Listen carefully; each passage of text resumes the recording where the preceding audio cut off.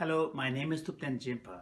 I'm the president of Compassion Institute, a registered public charity dedicated to the promotion of compassion education. Our flagship program, known as Compassion Cultivation Training, or CCT, is an 8-session weekly compassion course developed in 2009 at Stanford University. It teaches mind-based skills to help people connect with their own compassion and live their lives more open-heartedly. This class is being offered to groups of long-term incarcerated men at the Louisiana State Maximum Security Prison at Angola. As an unsolicited gift to their CCT teacher, Lara Naughton, a few of the men produced this short video discussing their experience with the class. I would like to share this video with you to offer some insights into what we teach, and also out of respect for these individuals who are finding in the midst of a most challenging environment renewed commitment to positive life purpose by helping others within the prison community. Thank you for your interest.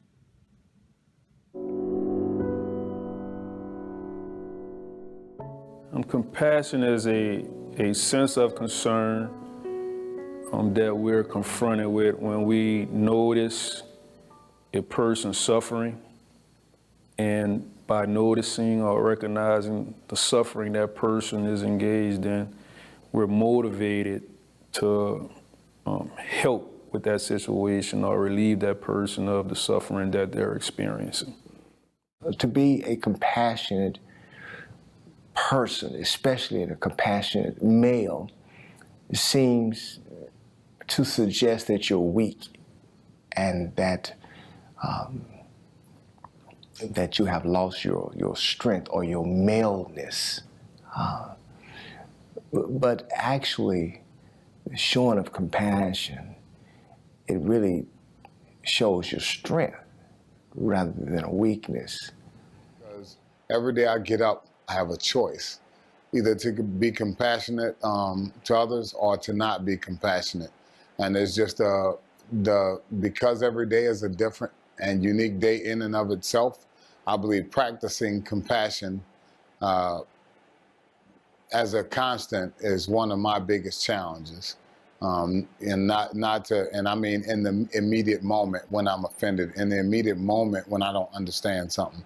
I believe that's the challenge every day for me in displaying and showing compassion for others. Well, one of the challenges of giving compassion is first overcoming the obstacles that prevent one from experiencing compassion. What I mean by that is, at one time my heart was extremely hardened, it was calloused, and I gave very little compassion, or I had very little concern about the sufferings of others. I've always thought that I walked in compassion, but like I said, going through that class and hearing people share their hearts, and I was able to share my heart unshamefully, and now it's no problem me when I see something happen around the world, whether it's around here, no matter what I see, I've learned to have compassion for both sides, no matter what's going on. I learned to look at it from both perspectives, and it's really helped me. It's humbled me, and I just pray that the world would learn compassion as well. When you're able to use compassion in order to help make yourself a better person, you benefit, and everybody around you benefited.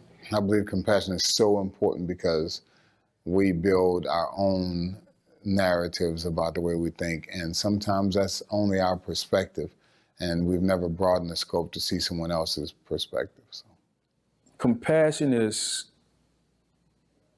for both the person that's giving the compassion and the person that's receiving the compassion. The person giving the compassion has the ability to be able to recognize someone who's in need. But not only that, the individual giving the compassion must be motivated. They really have to, walk with that person and want that person to be relieved of any, stress, problems, struggles, mental or physical, that they're going through.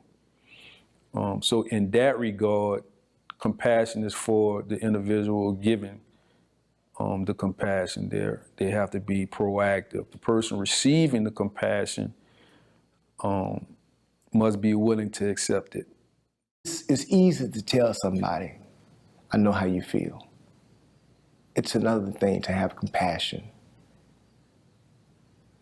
to attempt to feel how they feel. I can tell you I know how you feel and try to assist you, and I might do well.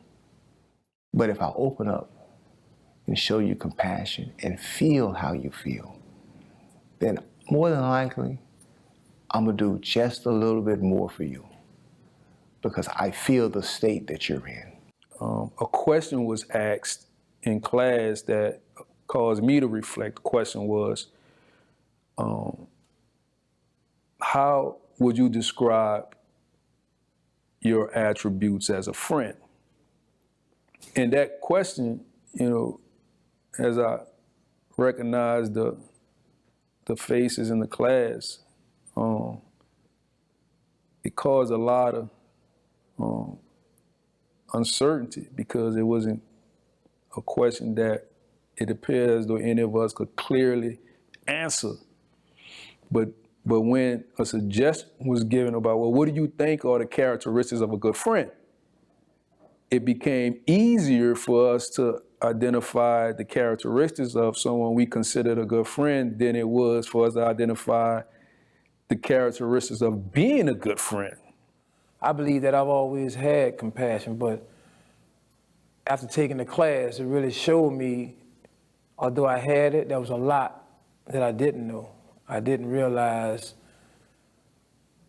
the pain that I did to my loved ones, and this class has opened my eyes to even my children, even if it wasn't no physical harm, just the mental part of, letting them down, and that class have taught me, that class have brought tears to me, that class has inspired me to go further.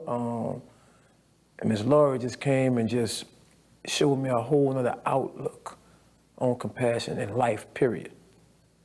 I believe it's so valuable for us to be able to meet in a common place as, just as people.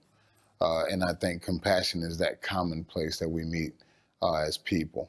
But I think compassion takes away those barriers that can hinder us from having meaningful conversation and just meaningful interaction with each other. Thank God for this class being in this institution, where even in a place such as this, we still can have compassion for others in here and out in society.